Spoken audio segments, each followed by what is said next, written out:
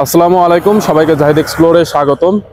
আজকে বাইকের brake shoe নিয়ে কথা বলবো। কেন ব্রেক শু দ্রুত ক্ষয় হয় সেই বিষয়ে যতটুকু ধারণা নিয়েছি আপনাদের সাথে শেয়ার করব। তার আগে আপনাদেরকে আকাশটা দেখাই, দেখুন কত সুন্দর। এই জায়গাটা আমার ভালো লাগে, যার কারণে এখানে আসছি। তো গতকাল বাইকের ব্রেক শুটা চেঞ্জ করছি আর বেশ কিছু সার্ভিস করিয়েছি, সেটা আমি ওই সার্ভিসের একটা ভিডিও দিয়েছি, ওটাতে পুরো ডিটেলস আছে। আর টিভিএস এর সার্ভিস সেন্টারের যে কি অবস্থা, মানে আপনারা ওই ভিডিওটা দেখলেই ধারণা পেয়ে যাবেন। আর যে বিষয় সেটা হচ্ছে যে আজকে যে ব্রেক শু নিয়ে কথা বলবো, সেটা হচ্ছে যে ব্রেক শু দ্রুত ক্ষয় হওয়ার পিছনে যেই কারণ, সেটা হচ্ছে যে যদি আমরা বৃষ্টি কাদার মধ্যে বাইক চালাই, যে কাদা যে বালু এগুলো ব্রেকের সাথে যখন লাগে, যখন এগুলোর সাথে লেগে থাকে, তার সাথে হচ্ছে ব্রেকটা যখন আমরা চাপ দেই, তখন এই ব্রেকের সাথে আরো হচ্ছে এই ডিস্কের এই লোহার পার্টটা আছে, এই পার্টের সাথে ঘর্ষণের ফলে এটাও ক্ষয় হয়। তার সাথে ব্রেক শু খুবই দ্রুত ক্ষয় হয়ে যায়। আমি 1 মাসও হয়নি, প্রায় 1 মাস এরকম হলো ব্রেক শু চেঞ্জ করছি। এর ভিতরে কাদা পানিতে প্রচুর বাইক ইউজ করছি, এর ভিতরে আমার ব্রেক শুটা পুরোই একদম নতুন ব্রেক শু আবার শেষ। তো যার কারণে আমি জিজ্ঞেস করলাম যে ব্রেক শু দ্রুত ক্ষয় হওয়ার কারণটা কি।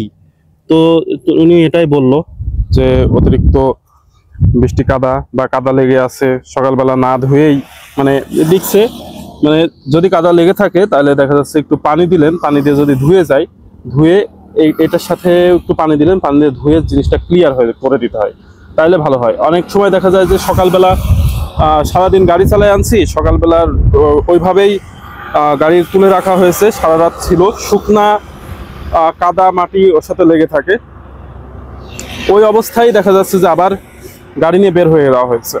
তো তখন কি হয়, এইগুলো আস্তে আস্তে এর সাথে আরো বেশি করে লাগে, বেশি করে লাগার কারণে এই যে দেখেন, এই দেখেন যে এই কালো কালো একটা দাগ দাগ হয়ে গেছে পুরো ইয়েতে, ডিস্কের সাথে, এগুলো কিন্তু ক্ষয়। হ্যাঁ, তো মোটামুটি ক্ষয় হয়েছে ভালো, এখানে হাত দিলে বোঝা যাচ্ছে।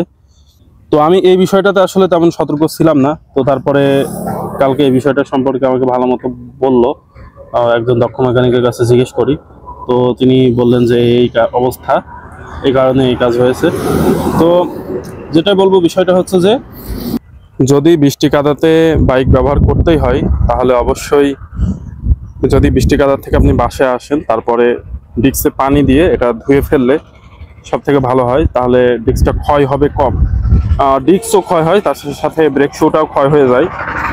তবে পিছনের ব্রেক শুটা ঠিক আছে, আমি এখনো চলবে, ওদেরকে খুলে দেখানো হয়েছে, ওরা বললো যে পিছনের ব্রেক শু ঠিক আছে, পিছনের ব্রেক শু সমস্যা নেই। সামনেরটা একদমই ক্ষয় হয়ে গেছে, কারণ সামনেরটা তো বেশি ধরা হয়, যার কারণে সামনেরটা একদমই শেষ। তো তারপরে এটা চেঞ্জ করলাম। আর এই বিষয়টাতে আপনারাও যদি সতর্ক থাকেন, তাহলে আপনাদেরও ব্রেক শুটা একটু দীর্ঘদিন যাবে। আর কাদার ভিতরে তো অবশ্য বের হওয়া লাগতেই পারে, কিন্তু যখনই বের হবেন তারপর ফিরে এটা ধুয়ে নিলে সব থেকে বেটার হয়, তাহলে আপনাদের ব্রেক শুটা বেশি দিন টিকে যাবে ইনশাল্লাহ। সবাই ভালো থাকবেন, আজকের ভিডিও এই পর্যন্তই। আসসালামু আলাইকুম।